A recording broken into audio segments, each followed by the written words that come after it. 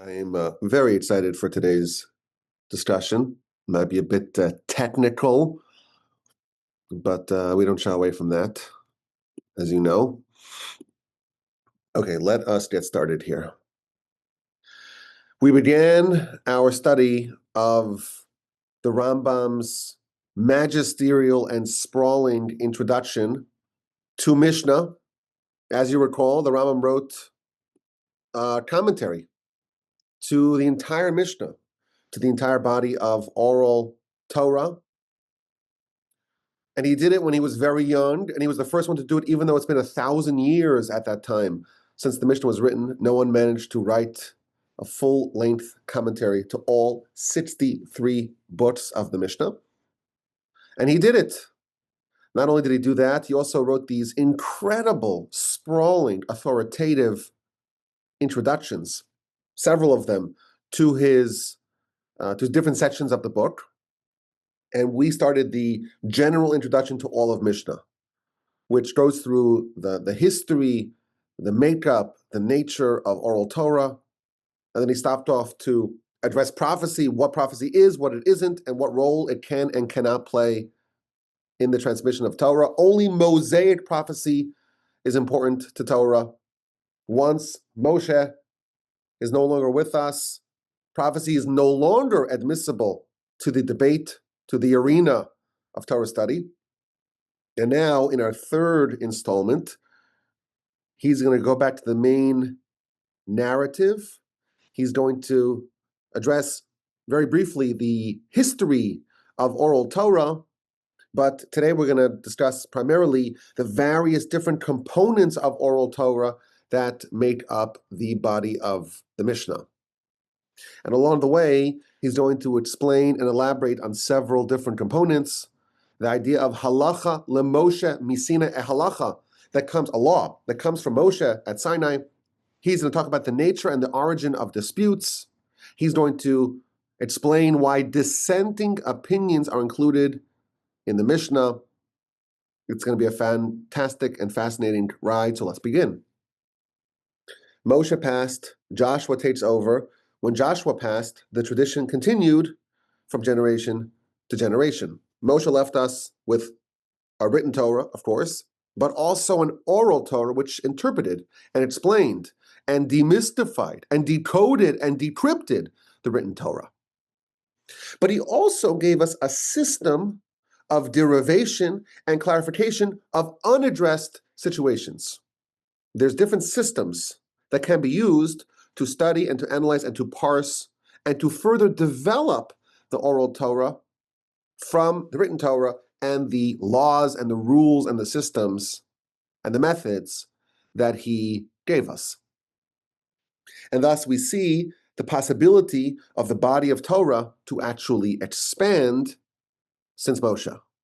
Not expanding on what he said and how he interpreted and how he explained to us the Torah, but there's ways for the sages, as we shall see, to grow and expand and augment via the system given to us by Moshe. It allows for more development and more clarification and expansion of the corpus of Torah. So Joshua taught the elders, and the accepted interpretation of the written Torah, the accepted oral Torah that he got from Moshe. But then there's this other system. In addition, there is the development of oral Torah via the 13 methods of derivation. And one of the themes in today's study is that what we got from Moshe and that tradition, that's not where dispute and disagreement lies. That's unanimous. And he's going to go through some examples of that. But what Moshe explained, one of the examples he's going to bring, on Sukkot, you shape the lulav and the esrog. It doesn't say lulav or esrog. It says other things. The esrog, the citron fruit, is a beautiful fruit. It's a beautiful fruit from the tree. Well, what's that? There's lots of beautiful fruits from the tree. Well, it's an esrog. How do we know that? Because Moshe told us. And that was never questioned, never disputed. We're tefillin. We're totafos. Everyone knows what that is. How do we know? It's from Moshe. The area where there is no unanimity, or at least there's a risk for dispute and dissent. That's in all the other laws and developments done post-Moshe. That's where there is the possibility for dispute. And again, when there is a dispute, there's another system that allows us to settle the dispute via the majority. We have a system, there's the high court, and whenever there's a question, whenever there's a dispute, and again, that's not going to be in the tradition from Moshe, but in the new laws developed post-Moshe, that question, those disputes are resolved via the system of majority. Now, after Joshua came the elders, after the elders came the prophets. The Rambam is effectively following the sequencing of the beginning of Pirkei Avos, where it talks about the history of the different generations, all the way from Moshe until the times of the Mishnah. So you have Joshua to the prophets, and the prophets are studying from each other, and there's always novelty and innovation and insight. Now again, what he's doing for us, and we'll see more about this, he's telling us that we have what we got from Moshe. And that body of Torah, that precedence, that unquestioned oral Torah, that's taught first, and that's not disputed. But over time, there's new study, and there's new insights, and there's new revelations, and there's new edicts and decrees, as we shall see, that are subject to dispute. Now, the Rambam very quickly runs through the history of the oral Torah from Moshe, Joshua, the elders, the prophets, and then he arrives at the men of the great assembly. He's not trying to give us a comprehensive history. He's just trying to bridge, so to speak, from Moshe until the Mishnah, from Moshe to Rabbi Judah the Prince. But he stops off to talk about the men of the great assembly. So think about this. First temple is destroyed. The nation goes into exile. They come back, and there's a body, a very important, pivotal, and consequential body of sages known as the men of the great assembly, 120 sages. And amongst them are the latter prophets, the latest prophets, the generation that ended prophecy. Haggai, Zechariah, and Malachi, Daniel, Hananiah, Mishael, and Azariah, and of course Ezra the scribe, Nehemiah, Mordechai, of course, from the Purim story, Zerubbabel. These are some of the figures in that pivotal time in our history. And there was a total of 120 elders of profound ability and scholarship, and they continued the tradition to enact decrees and to institute edicts. And the last of the men of the Great Assembly is the first sage cited in the Mishnah. So this is like the turnover from the era of prophecy to the era of no prophecy, but still a lot of Torah dynamism. And that's where the Mishnah, the beginning of the authors of the Mishnah, which of course is not going to be codified for hundreds of years, but the beginning of the sages of the Mishnah, it's the last one. The bridge character is Shimon HaTzadik, Shimon the righteous. He was actually the high priest as well. He's someone who is part of the men of the Great Assembly, but he's also cited in the Mishnah.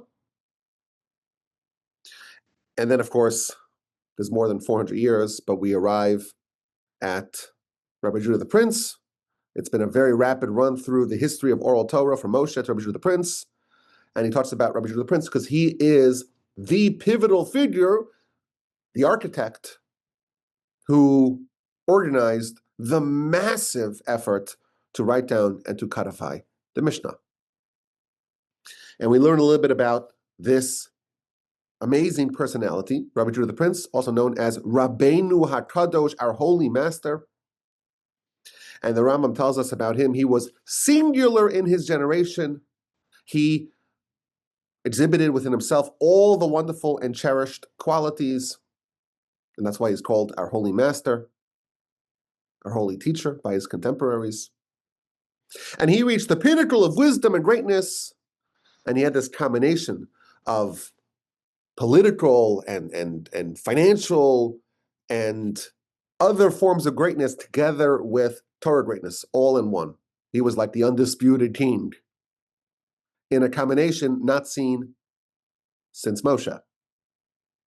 Since the times of Moshe until Rabbi Judah the Prince, there wasn't someone that was such a central character who had all the qualities wrapped in one. There hasn't been anyone in those 1,500 years. He had piety, he had modesty, he had asceticism, he had fear of sin.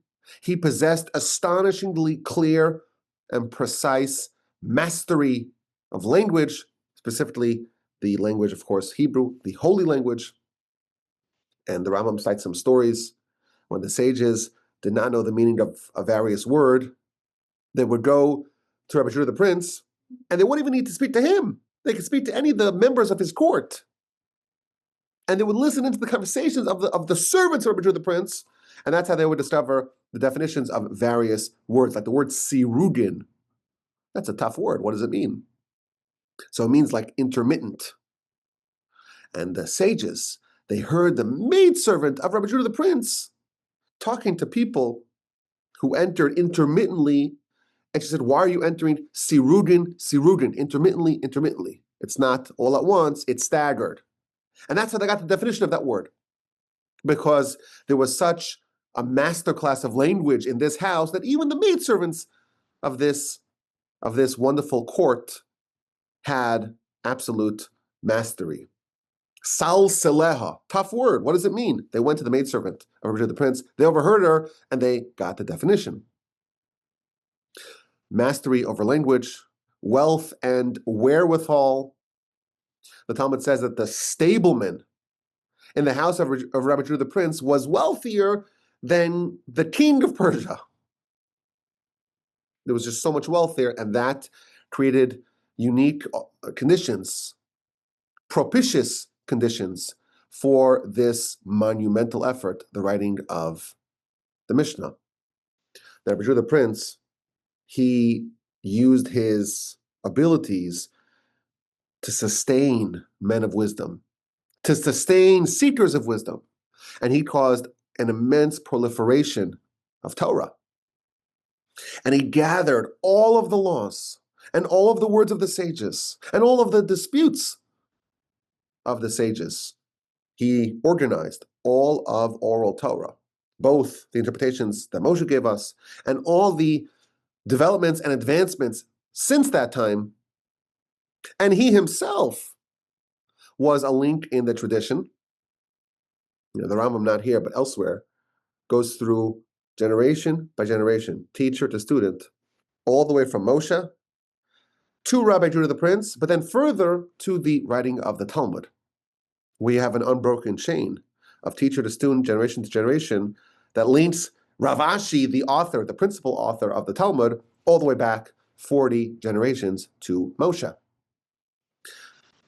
These are not the only people that studied, of course, but these are the leaders of the generations who are responsible to ensure that their generation has an accurate and precise understanding of Torah, and they could preserve it and maintain it, even develop it further, and pass it on to that generation. There's 40 leaders of generations from Moshe to Rav Ashi, and the leader of his generation in his time was Rabbi Judah the Prince. And the Rambam gives us a little bit of that chain, not the full 40 sages, but a little bit. His father was his teacher and was the previous president and prince of the Jewish people. His name was Shimon. And Shimon got from his father, who was Gamliel. And he got from his father, who was also Shimon. And he got from Hillel. Hillel, of course, Hillel the elder. And he received from Shmai and Naftalion. And he received from Yehuda ben Tabai and Shimon ben Shetach. And he received from Yeshua ben Prachia and Netai Ha'arbeli. And they received from Yossi ben Yoezer and Yossi ben Yochanan, and they got from Antigonus, and they got from Shimon the righteous, who got from Ezra, from the leftovers, the remnants of the men of the Great Assembly, all the way back. Ezra from Baruch, Baruch from Yirmiyah, Jeremiah the prophet, and Jeremiah, of course, from the other prophets, and so on, all the way back to Joshua, all the way back to Moshe.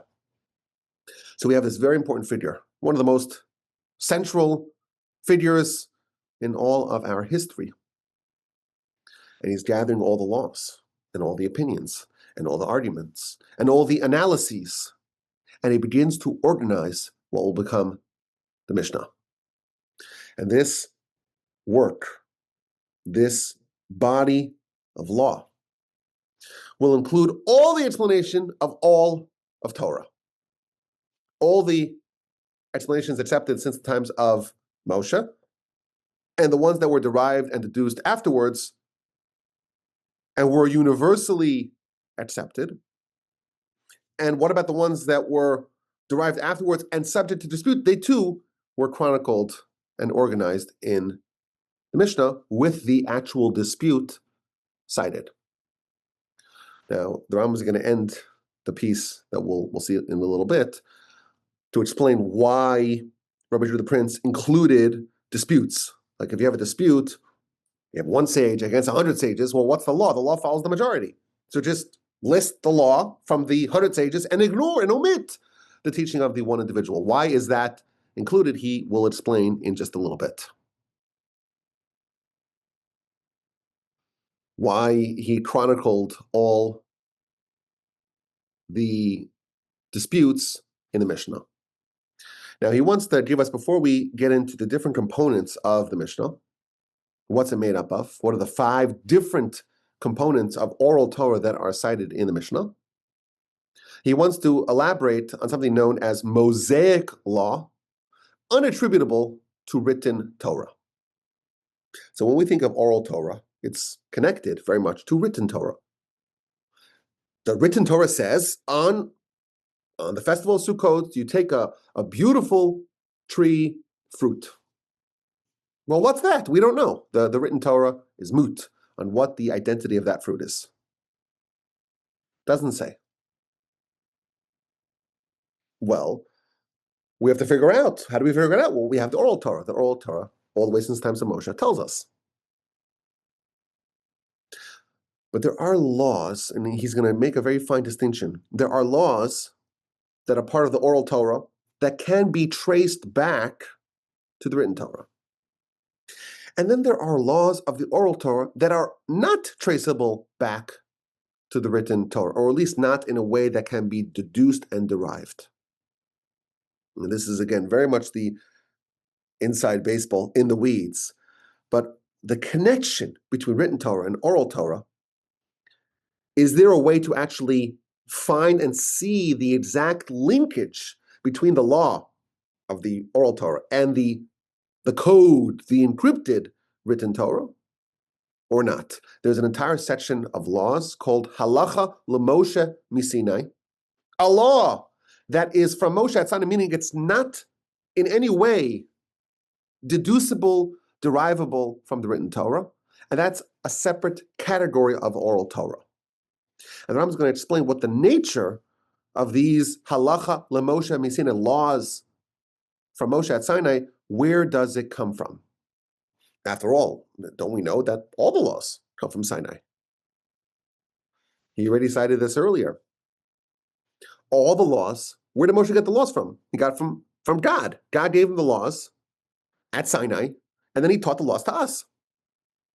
So what's the difference between laws that are deemed halacha l'moshe Sinai, laws attributable to Moshe at Sinai, and all the other laws that we know, the principles, general principles, the details, the minutia, was all from Moshe at Sinai. So what is this new classification? The Rambam says, it's important for me to teach you this secret. There's a secret here. Ooh, you have our attention. There is a secret. What's the secret of the halacha l'moshe Sinai? So he explains. Oral Torah that we accepted from Moshe.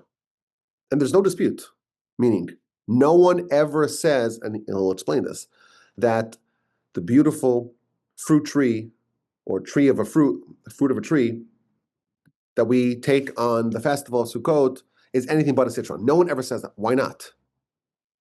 Why can it be other things? There's no dispute because that is the explanation that Moshe gave us. We have the written Torah, and he tells us, this is what you do. And for 40 years in the wilderness, we have Moshe, and every Sukkot we take that same fruit. Another example, an eye for an eye. A very famous verse. What does it mean, an eye for an eye? So if you and I were reading it, we would say, okay, well, he gouged out someone's eye, we gouge out his eye. However, the Oral Torah tells us that no, how do you interpret that verse, an eye for an eye? You have to evaluate a monetary figure for the eye, which is a separate discussion how you do that. And it's a penalty, it's a monetary penalty that you pay. And no one has ever, in the history of Torah, in thousands of years, no one has ever disputed that. No one. With regards to the accepted explanations in the times of Moshe, there hasn't been a single dispute for thousands of years. No one says that we gouge out the eye in a literal fulfillment of an eye for an eye, and no one says that the beautiful fruit that we shake on Sukkot is anything other than an esrog. And he gives a whole bunch of other examples to this effect. These are oral explanations of the written Torah that are accepted since the times of Moshe, and that is the general oral law. That's not the halacha Moshe Sinai, it's the general oral law. With regards to, we say, the laws, the general laws, the details, and the minutiae were given to us from Moshe at Sinai, and these accepted explanations are undisputed. That said, and this is the secret, even though they are the accepted explanation, the oral Torah that Moshe gave us, the accepted explanation of the oral Torah of the written Torah. Nevertheless, they are derivable from the Torah itself. There are ways to figure out from the Torah itself that when it says a beautiful fruit of the tree, it means a citron and a citron only. There's arguments, there's comparisons, there's proofs, there's allusions in the text, all sorts of different ways to derive the oral Torah reality from the written Torah. Okay, so let's explain. What is a beautiful fruit of the tree? It's an esrog. Well, how do we know? Moshe told us. That's true. Yet in some way, it is still derivable from the written Torah. And the Talmud indeed tells us all sorts of ways that you could arrive at that reality. The Talmud says, I will prove to you that a pre-eitz hadar, a fruit of a tree that's beautiful, is actually an esrog. And the Talmud lists a bunch of proofs that are very convincing. Now, this may raise a problem. When you read the Talmud, and the Talmud says, well, how do we know that a pre-eitz hadar, that a fruit of a beautiful tree, means an esrog, and it gives a proof, so you may come to the mistaken notion that there was some sort of question about it. You may say, well, the sages sat down and said, well, how do we figure out what the Torah means when it says pre-eitz hadar, a beautiful fruit of the tree? We have this proof, that proof, and so on. Talmud says that the esrog, the tree itself, has the taste of the fruit. So it's a beautiful fruit tree. It's the fruit and the tree are similar. That's one way to prove it, so to speak. Or the word hadar, which means beautiful. Pre-eitz hadar, it's beautiful. But the word hadar, hey, daled resh, can also mean hadar, which means resides. Most fruits, you pluck it, but if you don't pluck it, it'll fall off the tree itself. The esrog, the fruit resides there, which means that if you leave it there for the next year, it'll just stay on the tree and get even bigger. Sometimes you see people on the festival of Sukkot, they have a massive, like a cartoonishly large esrog. How do you get that? You get that by not cutting it down in the harvest time, so you're left with this massive, like pumpkin-size esrog. Why? Because one of the qualities of this tree is that the fruits reside. And that's hinted to in pre-eitz hadar. It resides on the tree. Or the Talmud offers a third way. It's pre-hadar akol mayim. It resides on the water. Now, if you read that Talmud, and you say, well, how do I know that a pre-eitz hadar is an esrog? Well, the Talmud brings 3 proofs. And you would think that if we did not have those proofs, we would think maybe that the beautiful fruit tree may mean something else. And that would be a grave mistake. We know pre-Eitz Hadar is an esrog because Moshe told us that. And yet the Talmud tells us that even absent the tradition from Moshe, there is some theoretical means by which we can deduce it ourselves. But don't make the mistake to think that we didn't know, we were confused, we lost the tradition, and we restored it, we settled it by these proofs. Without a doubt. Since the times of Moshe, since the times of Joshua, until today, there has never been any other fruit that was claimed to be the fruit of Sukkot. So what were the sages doing? They were looking for some sort of hint, some sort of allusion, some sort of comparison, some sort of proof in the scriptures itself that matches the accepted explanation since the times of Moshe. He gives another example. He gives many examples. I'm skipping all the examples because otherwise I had a friend of mine who told me that he spent a whole year studying this introduction of the Rambam to Mishnah. It's a very long piece. So you could get bogged down in the details, and God forbid, let's not say bogged down in the details, because that sounds bad. You could immerse yourself in the wonderful, exciting details. But we want to see the big picture. So he gives another example, like the myrtle branch, which is the hadassim, which is another part of the collection of things that we gather on Sukkot. Well, what does the verse say about it? It says, Anaf eitz avos, branches of a densely leaved tree. What does that mean? Talmud brings all sorts of proofs that that's the myrtle tree, the hadassim. Well, maybe it's an olive tree, or maybe it's the oriental plane tree. I don't even know what that is. Or it's the oleander. There's different sorts of trees. The Talmud has all these debates. How do we know that it's the hadassim, that it's the myrtle branch? Again, you read that, and you may have the mistaken interpretation that this is the actual source. No, the source is an accepted explanation since the times of Moshe. Yet, these laws can also be deduced via scriptural and textual analysis. An eye for an eye. Again, simple people who know nothing may say, well, okay, that's what the Torah law says. Gouge out the eye. Moshe, and again, this was never disputed. There's no record of any dispute. And our disputes are well documented. No one in 3,500 years claimed that an eye for an eye meant literally. But the Talmud, when the Talmud talks about the laws of personal damages, personal injury, and it says, well, there's a certain monetary figure that is calculated, an eye for an eye. Talmud says, why? Ayin tachas ayin, an eye for an eye. Maybe it should be literal. And the Talmud brings very convincing proofs that it's actually not literal. Talmud says, Yachal simas, and you may think that if you blind someone's eye, your eye gets blinded. Or, God forbid, you cut off someone's hand, a hand for a hand. You break his leg, a leg for a leg. Says the Talmud, I can prove to you that's not true. Make adam umake behema. The verse puts next to each other the striking of a person, God forbid, and the striking of an animal. Those two are juxtaposed scripturally. And the reason why they're juxtaposed, which is one of the methods of derivation, we talk about the 13 methods of derivation. When there's a juxtaposition of two different laws, they reveal laws of each other. So if the verse says, right next to each other, the striking of a person, the striking of an animal, it must be that the laws of striking a person are similar to the laws of striking an animal. And no one claims that if you strike an animal in the eye, that your eye gets gouged out. That's certainly a monetary penalty. Similarly, the law that's juxtaposed to it, the striking of a human, that too, we can deduce, says the Talmud, it's a monetary penalty. One proof. A second proof.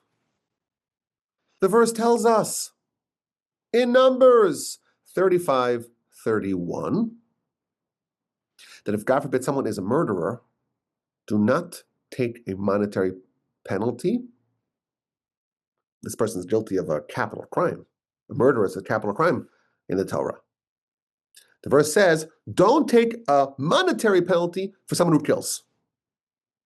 Now, another system, another method of derivation is that from from what is said definitively as yes, you can deduce other things which are not. And what's not, you can deduce the other things are yes. So if the Torah tells us that when it comes to murder, you cannot take a monetary penalty, you can deduce from that things that are not murder, i.e. injury, there can be and there should be a monetary penalty. These are two proofs the Talmud brings that an eye for an eye is not literal, it's actually monetary. And again, you may think that that's how we know it. No, that's not how we know it. It comes from Moshe at Sinai. Moshe said an eye for an eye means a penalty. But still, there's a way to deduce it and derive it from the text of the scripture itself. Moshe indeed gave us the explanation. He defined for us what an eye for an eye means. What are the various species that we take on the festival of Sukkot? Nevertheless, they are deducible, deductible, derivable from the many methods of derivation that are part of the body of Torah that we receive from Moshe.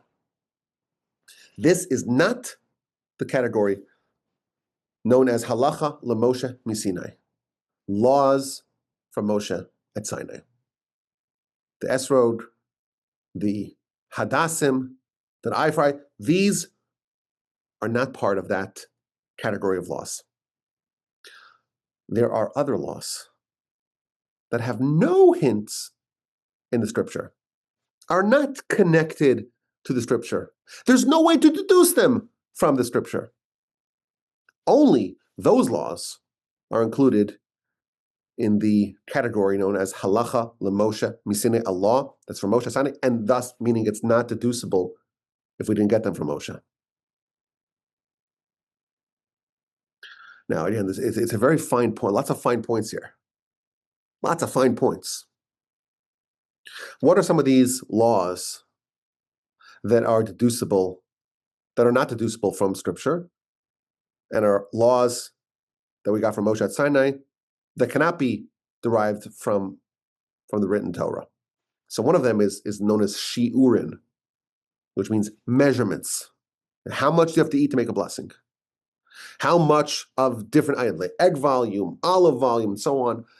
How much dough do you have to make challah? What are the different measurements?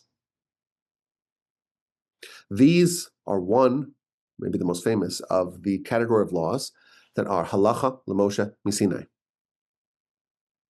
And the Rambam, again, brings a very fine point. This is very much inside baseball here. He says, well, if it's entirely oral, how come the Talmud actually does find some hint to it in a verse? The Talmud says, the book of Brachos, it takes a verse, and it gives all sorts of proofs or allusions or hints that the verse is teaching us all these different categories of measurements. So is measurements something which is not deducible from Scripture? It's entirely oral, but it seems like we do deduce it from Scripture. The Rambam again clarifies, very sharp, this is all very sharp.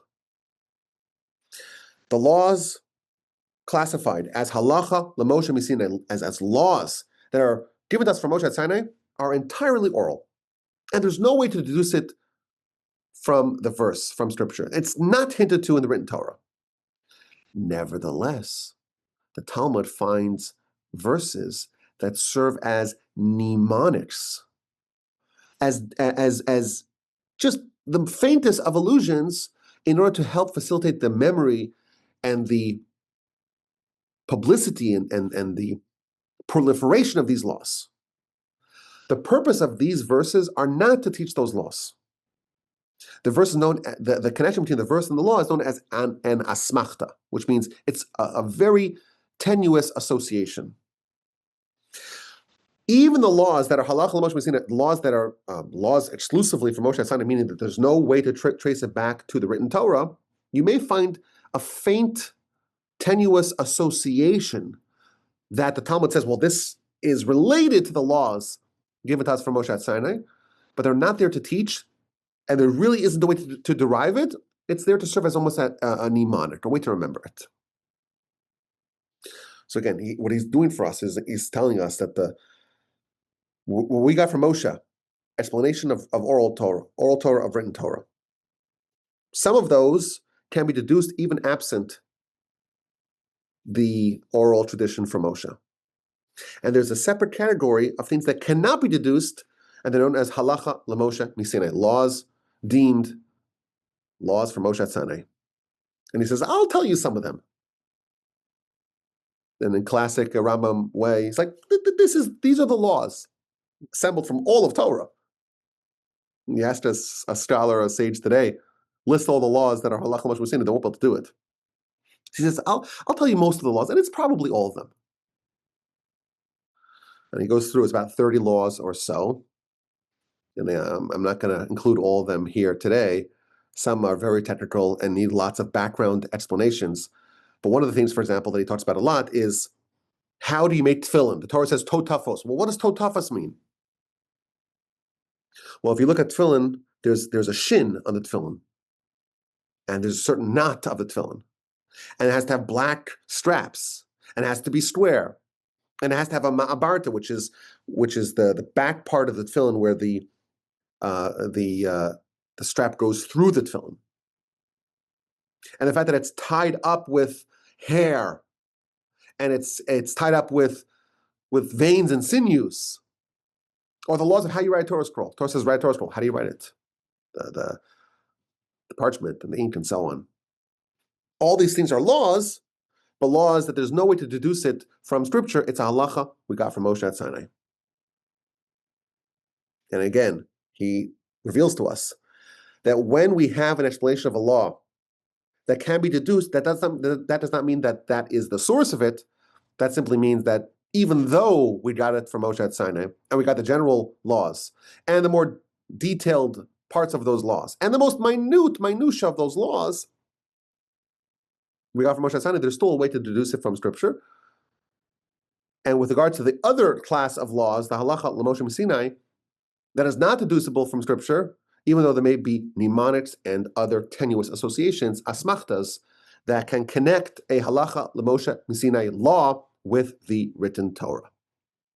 Okay. The next part of this magnificent essay is where the Rambam tells us, okay, now we can delineate the 5 different components of Oral Torah. Again, this is an introduction to the Mishnah. The Mishnah is the first authoritative work of Oral Torah. What's included in it? What different components make up the Mishnah? There's 5. Number 1, the accepted explanations of what the written Torah means, of the laws of the mitzvahs of the written Torah that were given to us by Moshe. And just as we talked about, the beautiful tree of the fruit or fruit of the tree, those can be hinted to and deduced from Scripture. Nevertheless, it comes from Moshe, and there's no dispute in it. There's no differing tradition. Everyone accepts an eye for an eye means a monetary penalty. That's the first part. The second part, well, those are the laws regarding which it says halacha l'Moshe miSinai, meaning oral laws, like the laws of tefillin, as we mentioned, that there's no way to bring proofs to it from Scripture. And regarding these 2 first components of the Oral Torah, the explanations of the laws that are derivable from Scripture or are hinted to in Scripture, the ones that are not hinted to in Scripture, in these 2 sections, there's no dispute. You will not find a dispute in the Mishnah. You'll find a lot of disputes. You will not find any disputes in these 2 components of the Oral Torah. And then there is the third section. The third section are the laws that were deduced after Moshe via all the different systems that we have and all the different ways that laws can be generated. And in those areas, there is dispute. And as we mentioned, when there is a dispute, it is resolved by following the majority.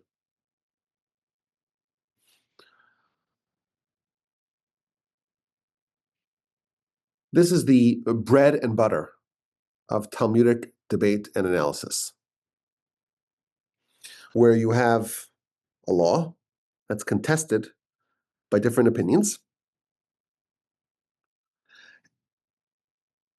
And you have one side says X, and the other side says Y. And the Talmud tries to figure out, okay, where is the root of this dispute? But my term of what are they really arguing about? Or what's the reason of this opinion versus that opinion? Or what's the difference? What's the distinction between the two different opinions? And the Talmud would explain what's the underlying reason for the dispute. One sage has this opinion, and that is manifested in that law, and the other sage has this opinion, that's manifested in that law. That is part of the third category of Oral Torah. And he wants to stress this point. This is not the result of a break in tradition. Again, a lot of people, especially those who know nothing about Mishnah, never learned Talmud, they say, oh, broken telephone. You hear that all the time. Broken telephone, how could you possibly transmit the Oral Torah for 3,500 years? They know nothing about how Torah actually works. The Rambam challenges someone, find me any law in the first two categories that come from Moshe that there's any dispute in. There isn't.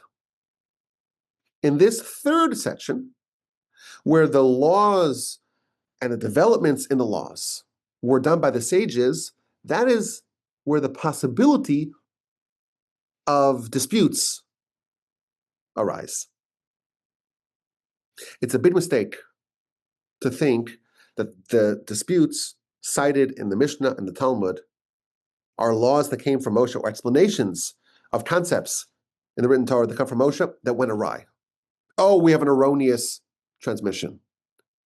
Or there was forgetfulness, or there was an incomplete transmission of the tradition. That's a big mistake. And the Rambam does not have a very high opinion of someone who says that.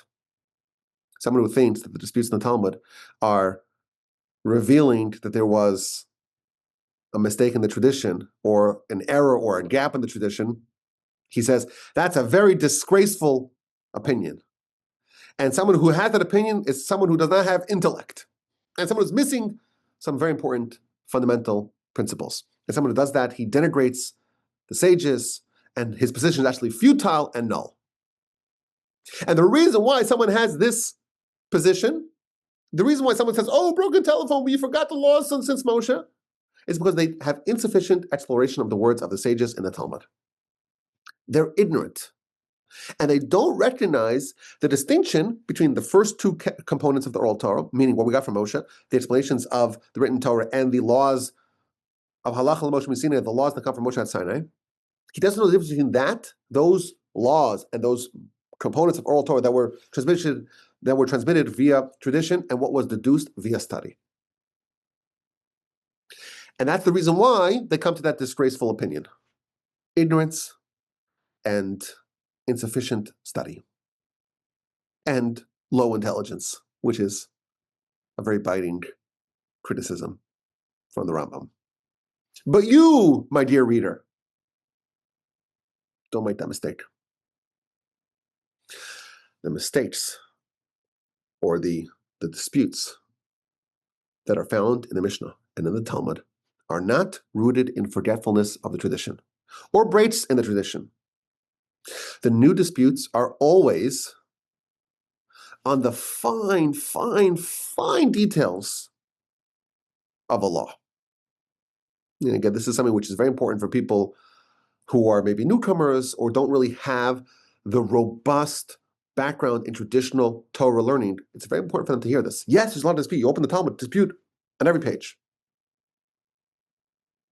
It's never a dispute on any of the laws, or even any of the definitions of those laws, meaning the first category of the Oral Torah, which is the explanations of the Torah given to us from Moshe. It's always on a branch of a branch of a branch, a clause of a clause of a clause of one of those laws. And he gives an example. When you make a grace after meal, what we say in Yiddish, you bench. You give a blessing to God after you have a bread meal. So there's two parts that you need to do. You have to wash your hands. You have to clear off the large pieces of bread from the table. That's a law. What's the order? Do you first wash your hands and then clear the table from large pieces of bread? Or do you do the opposite? Do you first clear the table from large pieces of bread and then wash your hands? That's a very fine meaning. It's not minor. We're not going to take, and no part of Torah is minor. But if you think about like the laws of the Torah, Torah says make a blessing after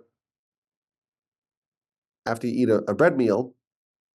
The dispute as to what's the right order of the different events that you need to do, different components, the different steps of preparation for that, that's a very fine dispute. And the Talmud explains that this is a dispute between the academies of Shammai and Hillel.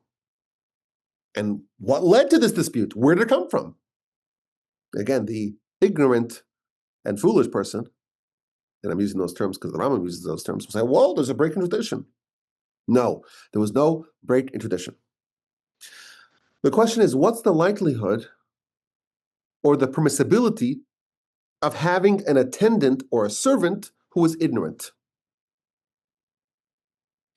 An ignorant servant does not know that you have to remove larger pieces of bread from the table. And therefore, Beis Hillel says you can never have an ignorant servant because they can mess up problems, they can cause problems in your kosher kitchen.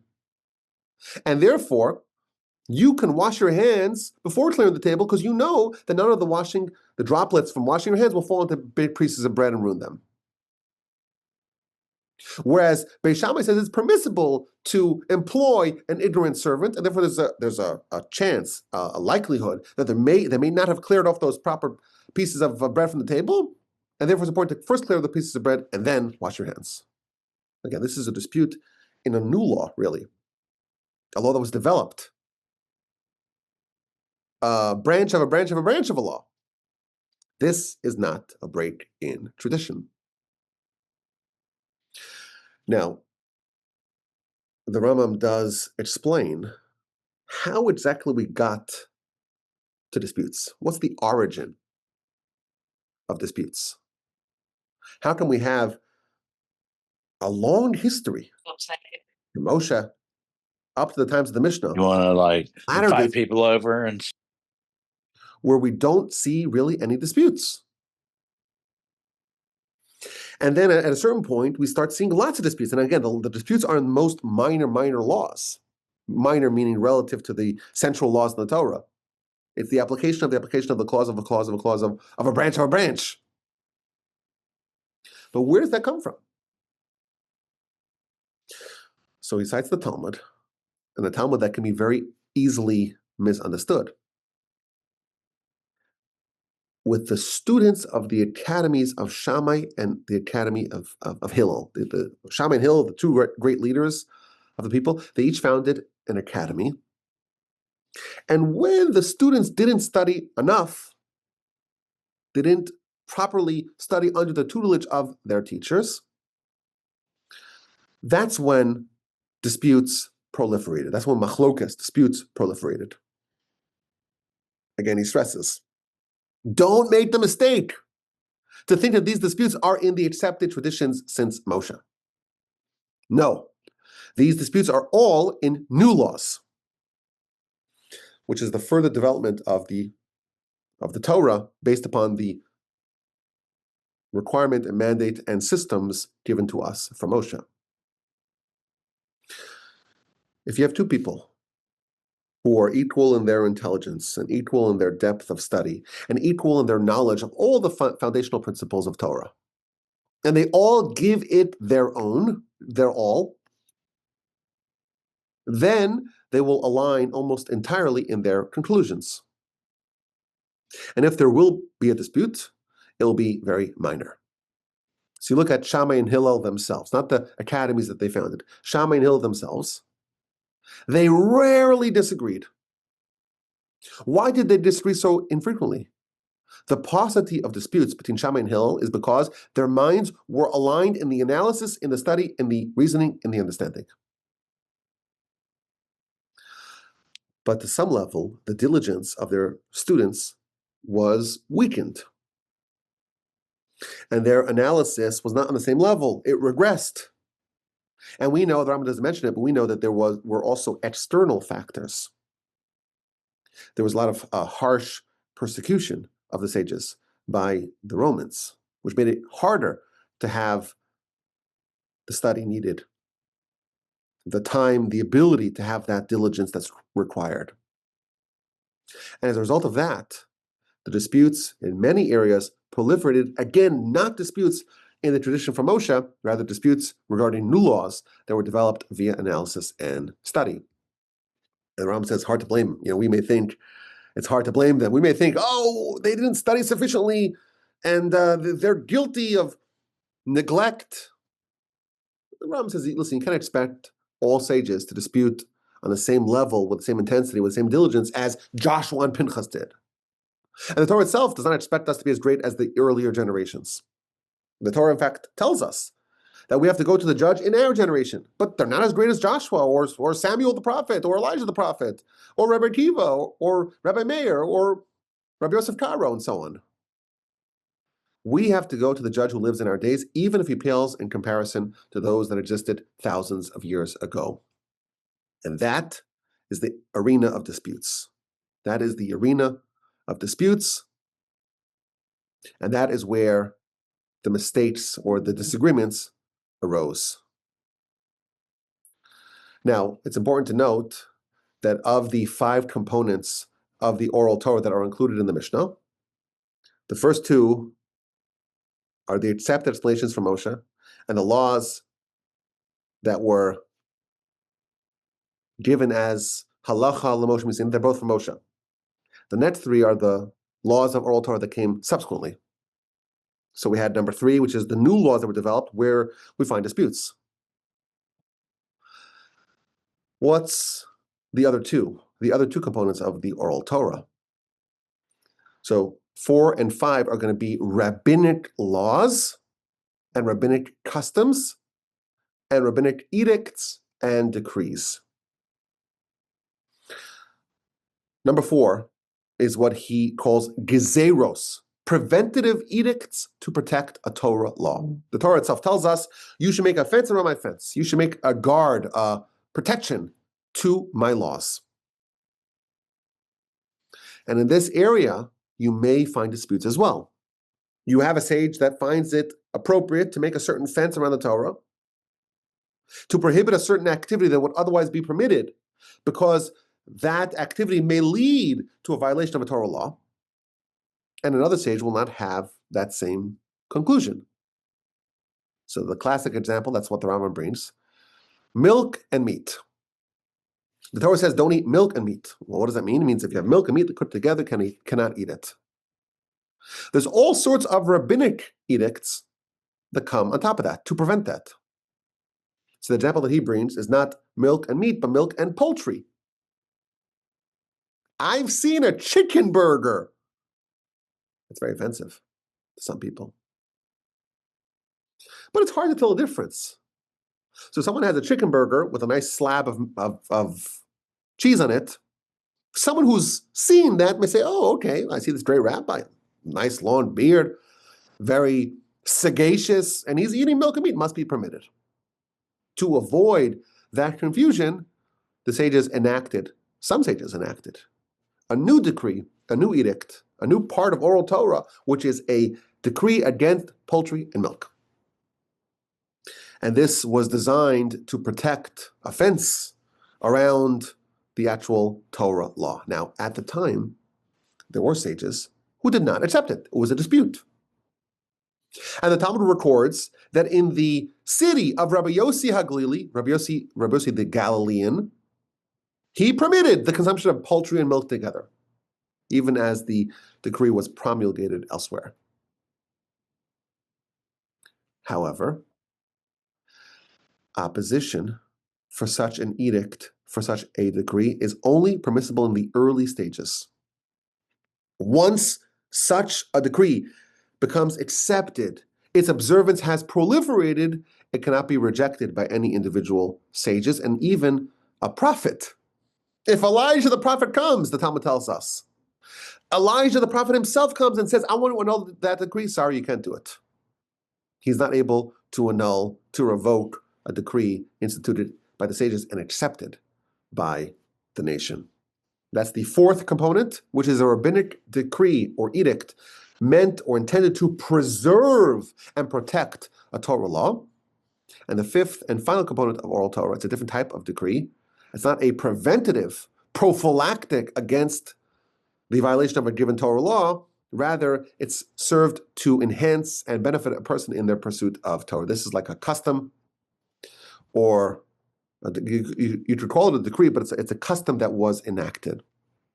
And when the sages enacted a custom, it is prohibited to violate those customs. And he cites the famous verse in Koheles, in Ecclesiastes, someone who breaches offense of the sages, Yinashchenu Nachash, will be bitten by a snake. And there are many, many such decrees that I mentioned in the Talmud and in the Mishnah, in all sorts of different domains. He gives a few examples, even though there are many, many multitudes of examples. One of them goes all the way back to the times of Moshe. Moshe himself enacted a custom that 30 days before Passover, the nation studies and learns the laws of Passover to prepare. That's a custom. Doesn't say it in the Torah, but that will enhance the Passover. You just jump at the Passover, you're not at all remembering all the laws. It's a problem. That came from Moshe. It's a custom, but it became accepted and it joined the body of Torah. Another example, the text of the first blessing of the grace after meal. So we know you have to thank God. You eat, you become satiated, and you bless God. What is the text of said blessing? That was codified by Moshe. And now we have the authoritative text of that blessing. It's a custom, it's an enactment done by Moshe. Other example that he brings, the Pruz Bowl. The Pruz Bowl is a halachic device by which someone who is owed money can give that loan over to the court and have it not be annulled by the Shemitah. Shemitah is primarily agricultural. Every 7 years you don't do work on the field, but there's also one part of this law or one part of this year that is related to loans. Loans become forgiven at the end of the 7th year. But there's a device that was instituted by Hillel, known as the Pruz Bowl, by which that loan is given over to the court, and the loans of individuals are annulled, but not the loans of the courts. That's some examples that he brings, but there's many, many other decrees and customs enacted by the sages over the years. Some were enacted by individual sages, some by a collection of sages, and once they're accepted and widely used and adopted, they become part of the law, and they cannot be disputed, even though maybe at the time they could have been disputed before they gained widespread acceptance. So to wrap up, the laws included in the Mishnah. Number one, the accepted explanations of the written Torah given to us by Moshe, in that there's no dispute. Number two, the laws given to us under the classification of halacha lemoshe mi Sinai, laws from Moshe at Sinai, 30 or so laws. Again, there's no dispute in that. The disputes begin in the next three components of Oral Torah. The new laws derived using the many different systems and methods given to us by Moshe, in that there is the possibility of dispute, even though there are very, very few of them, certainly for a long time. And then the edicts and the customs. And he ends off this section to explain why Rabbi Judah the Prince, in his codification of the Mishnah, why he included dissenting opinions. It should, maybe you would argue, when you read the Mishnah, there's all sorts of disputes. He's almost highlighting the disputes. Why does he not just give us the law, the accepted law? Because if there's a dispute, there's a way to resolve those disputes. Just give us the bottom line. So he tells us, again, very counterintuitive. And this itself is from the Mishnah. The Mishnah itself explains why it cites opinions that are dissenting opinions. Had the laws been written without these disputes, without the discarded opinions of the dissenters, you may have a big problem, because you have someone who is a trustworthy person, who is a great sage, who has a tradition from his teacher that's wrong, and it's not cited anywhere in the Mishnah. If you have a teaching that a person thinks is part of their tradition, that's what they got from their teacher, but it's not found in the Mishnah, we have a little bit of a problem. And therefore, the teaching that is a legitimate teaching, but it's not the law, because the majority overruled them, that will be included in the Mishnah. The sages say X, and one great sage says Y.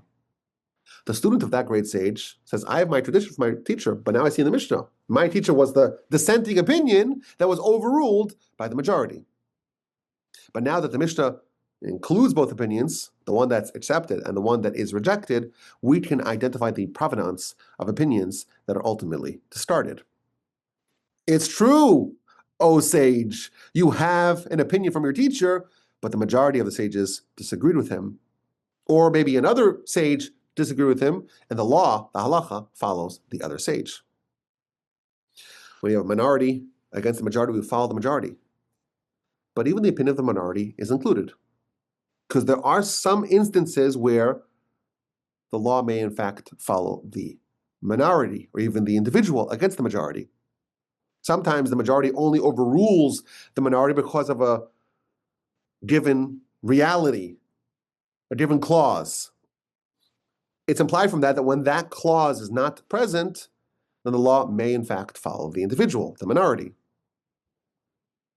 And even retracted opinions are cited. Sometimes a sage or a collection of sages would say an opinion, and they would say, actually, no, we retract.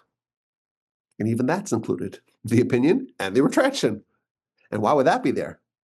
That's there, says the Rambam, to show you the love of truth and the power of righteousness and justice and trustworthiness of the sages. They were motivated by pursuit of truth. And that's why when they realized that they were wrong, they retracted their position. And they truly fulfilled the dictum of the verse, tzedek, tzedek, tirdof, righteousness, righteousness you should pursue. They fulfilled this teaching and they admitted the truth when they encountered it, even though a clever person can always find a way to cling to their position and defend it, even once they know themselves they're wrong, because it's hard to admit they made a mistake, but that was not the way of the sages. Thus concludes this section of the Rambam's very magisterial introduction to Mishnah. He taught to us about the different components of the Oral Torah and some of the decisions that Rabbi Judah the Prince made in what to include and what not to include. We learned about halacha lemoshe Sinai. What is this class of law? We understood that when the Torah and the Oral Torah and the Talmud, when it explains the origin or the rationale of a given Oral Torah law, that does not necessarily mean that is the source of it. The source could be from Moshe. Nevertheless, there are ways to deduce it even absent the tradition. We learned about the origin and the nature and the scope of dispute. There's no dispute in anything that we have from Moshe, not the accepted traditions and not the laws from Moshe at Sinai. Now, the next part of this magnificent essay, it might be the most famous part. That is, okay, now we understand the basic buildup of the Mishnah. He's going to give us an overview of the actual laws of the Mishnah. 63 books divided into 6 different orders. A magnificent stroll, if you will, through the books of Mishnah. And please, I will do that next time. With the help of the Almighty, my email address is rabbiwolbe@gmail.com. I look forward to your questions, your comments, and your feedback. Okay. Let me open the chat here. Well, there you go. Oh, thank you, Kay. I was just thinking, there's a concept called settled law. And yes. I was trying to backtrack settled law to see if, certainly it applies in this case. I was trying to see if this was a precedent for settled law in the future. And it seems like that's possible. Yeah, so there's this idea, stare decisis, is that what it's called? And that's what it's called in Latin. That once a law is accepted in a certain precedent, it's hard to overrule it. That is true in the Torah as well. That when a court enacts a ruling, it can theoretically be overridden by a subsequent court, but it's very hard for that to happen because the court has to override and accept the tradition. It's very hard. Now again, there's no disputes in anything that comes all the way from Moshe. So that was never a dispute. That's never going to be a dispute. No one will ever claim that the esrog is anything but the esrog. But in laws that were enacted, or even decrees that were enacted by the sages, they could theoretically be overridden, but it's very hard for that to happen. Now, I didn't mention this when we talked about it, but the Rambam does talk about how when a tradition is accepted and proliferated, or a decree is accepted and proliferated, that makes it mandatory, even for the sages that may have disagreed with it. There are examples of decrees that were not accepted, and they were discarded effectively. So there are some examples of that, meaning that the decree was attempted to be enacted, it was not enacted, and it was ultimately discarded.